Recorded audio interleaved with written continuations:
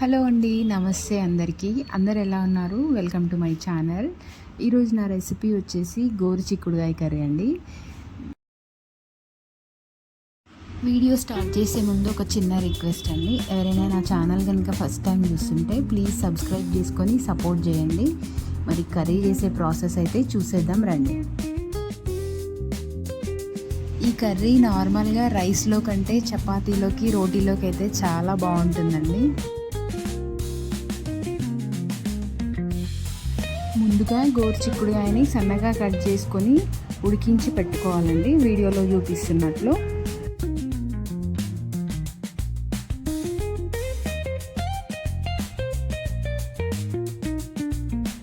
ఇప్పుడు పొయ్యి మీద ఒక కడాయి పెట్టుకొని ఒక 2 టేబుల్ స్పూన్ల ఆయిల్ అయితే యాడ్ చేసుకుంటున్నాను.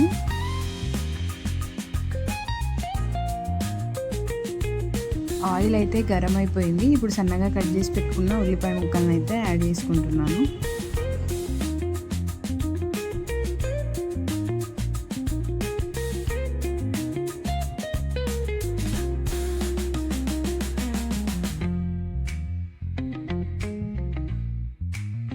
ఈ ఉల్లిపాయ ముక్కలు ఫ్రై అవుతున్నప్పుడే కొంచెం కరివేపాకు అయితే వేసుకుంటున్నాను.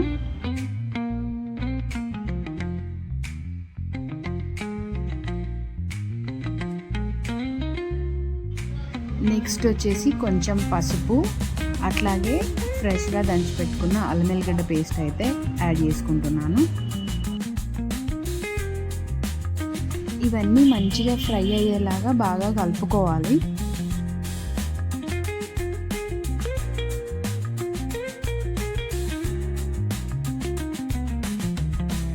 నెక్స్ట్ అయితే సన్నగా కట్ చేసి పెట్టుకున్న టమాటాలు అయితే యాడ్ చేసుకుంటున్నాను.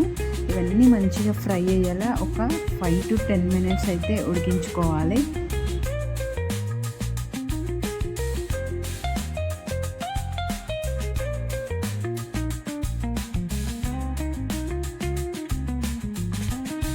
చూసారు కదండి, టమాటాలు అయితే ఉడికిపోయాయి.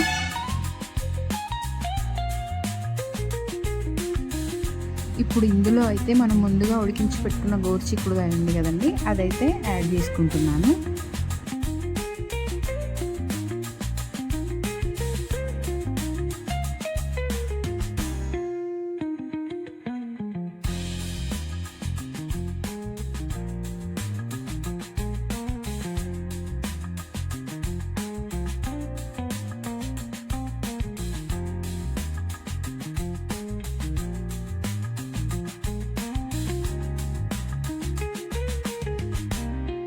ఇదంతా 10 to 5 minutes మీడియం ఫ్లేమ్లో ఉడికించుకోవాలి. ఎందుకంటే ఆల్రెడీ ముందే గోరుచిక్కుడుకాయని ఉడికించి పెట్టుకున్నాం 50% కాబట్టి మీడియం ఫ్లేమ్ సరిపోతుంది.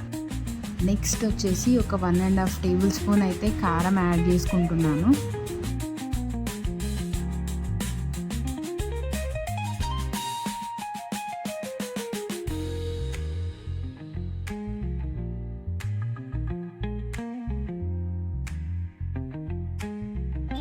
ఇప్పుడు ఇందులో నేను గ్రేవీ కోసం వేయించి పెట్టుకున్న పల్లీల పొడి, నువ్వుల పొడి అయితే యాడ్ చేసుకొని బాగా కలుపుకుంటున్నాను.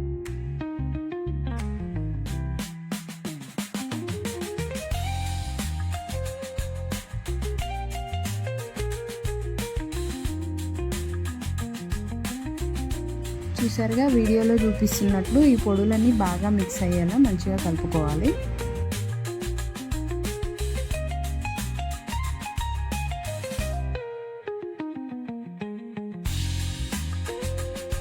ఇప్పుడు ఇందులో నేను గ్రేవీ కర్రీ చేసుకుంటున్నాను కాబట్టి వాటర్ అయితే యాడ్ చేసుకుంటున్నాను.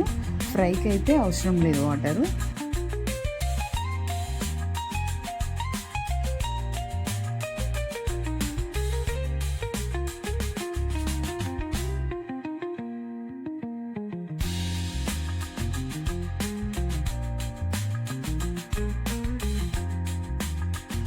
చూసారు కండి, పల్లీల పొడి, నువ్వుల పొడి బాగా కలిసిపోయి గ్రేవీ ఎంత థిక్గా వచ్చిందో.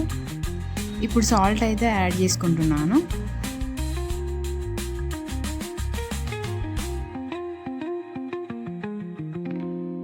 నెక్స్ట్ వచ్చేసి కొంచెం ధనియాల పొడి యాడ్ చేసుకుంటున్నాను.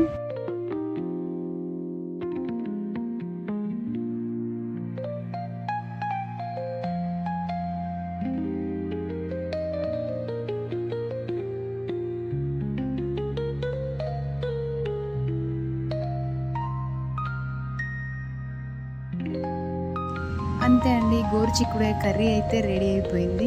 చూసారుగా ఇంత సింపుల్గా ఫాస్ట్గా రెడీ చేసుకున్నాను. మీకు కనుక నా రెసిపీ నచ్చితే ప్లీజ్ లైక్ చేయండి, ఛానల్ని సబ్స్క్రైబ్ చేసుకోండి.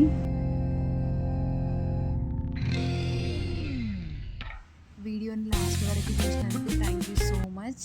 మరొక రెసిపీతో మళ్ళీ మీ ముందుకు వస్తాను.